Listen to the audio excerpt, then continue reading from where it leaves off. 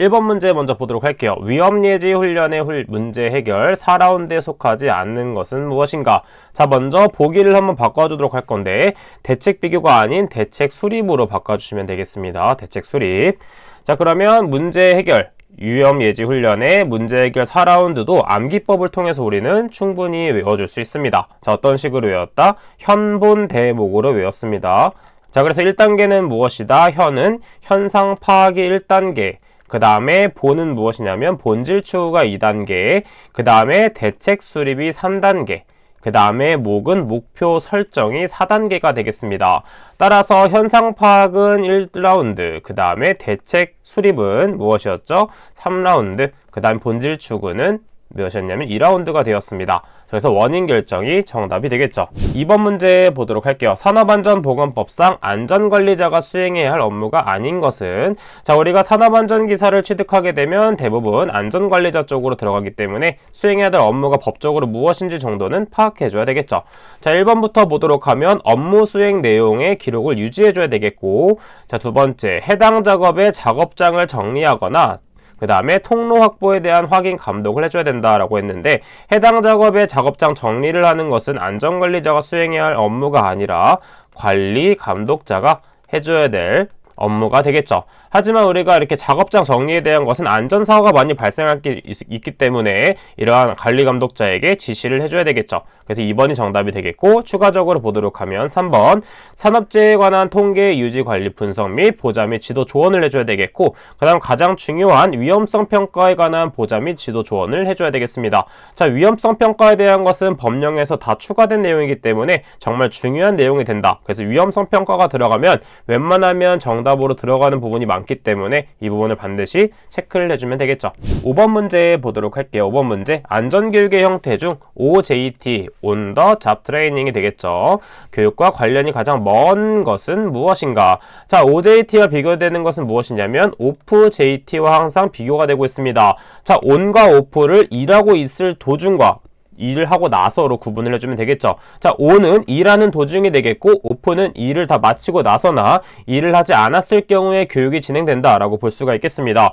따라서 일을 진행하면서 교육을 하게 된다면 바로바로 현장 피드백을 줄 수 있겠지만 다 같이 모일 수가 없습니다. 왜냐하면 각각의 근무지가 다르기 때문에 다른 곳에 분포해서 교육을 할 수 없다라는 단점이 있으나 바로 현장에 대해서 바로 작업에 대한 지시를 할 수 있기 때문에 그러한 장점들이 있으며, OJT는 근무를 다 마치거나 근무를 하지 않았을 경우의 교육이기 때문에 다 같이 모아놓고 교육이 가능하겠죠. 따라서 1번부터 보도록 하면 다수의 근로자에게 조직적인 훈련이 가능한 것은 OJT가 아니라 뭐가 된다? OFJT에 대한 내용이 된다라고 알 수가 있습니다.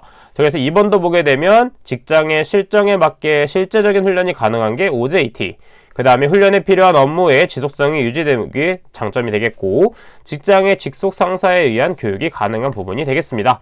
그래서 정답은 1번이 된다 체크해 볼 수 있겠죠. 8번 문제 보도록 하겠습니다. 신유형으로 나왔던 문제가 되겠습니다. 알더퍼의 ERG 이론에 해당되지 않는 것은, 자, 일반적으로 ERG 이론에 대한 것은 우리가 많이 나오지 않았던 부분인데 이런 식으로 출제가 되었습니다. 자, 알더퍼의 ERG 이론은 첫 번째 생존 욕구가 있고, 두 번째로는 관계 욕구, 세 번째로는 성장 욕구가 있습니다. 따라서 위생 욕구는 알더퍼의 ERG 이론에 해당되지 않기 때문에 4번이 정답이 된다 체크해 볼 수 있게 되는 것이죠.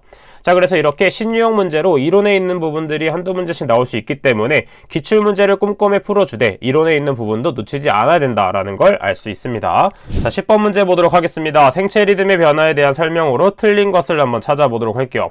1번 야간에는 체중이 감소한다. 맞는 보기. 2번 야간에는 말초운동 기능이 저하되는 특징이 있습니다. 그 다음에 3번 체온과 혈압, 맥박수는 주간에 상승하게 되겠고 야간에 감소하는 특징이 있습니다.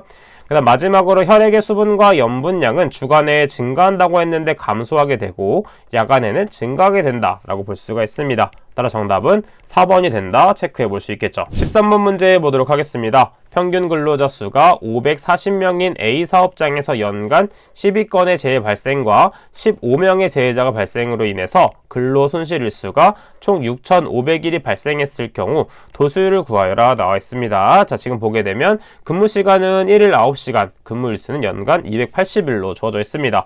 자, 도수율 공식을 알고 있다면 우리는 충분히 풀어낼 수 있겠죠. 자, 그럼 도수율 공식을 한번 적어보도록 하겠습니다. 자, 도수율에 관한 것은 재해 건수 나누기 연근로 총 시간수가 되겠고 곱하기 10의 6제곱이 되겠습니다. 자, 재해 건수는 몇이다? 12건이기 때문에 12. 그 다음에 연근로 총 시간수는 몇이 되냐면 1년에 280일이기 때문에 280일 이 되겠고 280일 그 다음 곱하기 하루에 9시간 그 다음에 몇 명이었다? 540명이 되겠네요. 자, 그래서 540 곱하기 10의 6제곱을 하게 되면 8.818이 나오게 되겠고 소수점을 맞춰준다면 8.82라는 값이 나오게 되겠죠.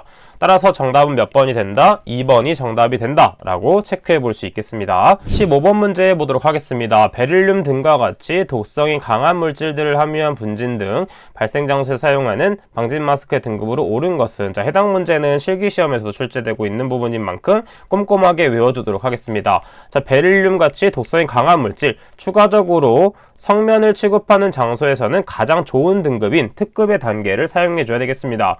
추가적으로 1급과 2급에 대한 내용도 해설에 나와 있기 때문에 그 부분을 꼼꼼히 한번 체크해 보는 것도 좋은 방법이 되겠죠.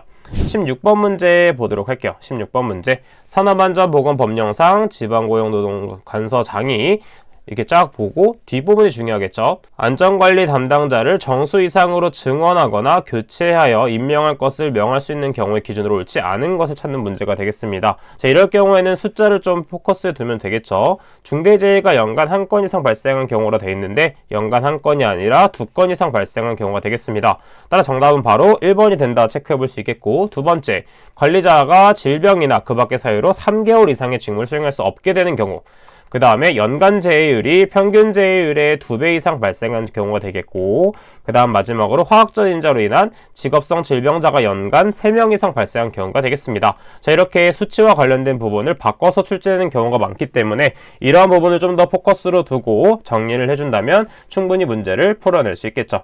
자, 그러면 24년도 3회차 1과목에 대한 기출문제 풀이는 여기까지 진행하도록 하겠습니다. 저는 그럼 다음 시간에 찾아뵙도록 할게요. 감사합니다.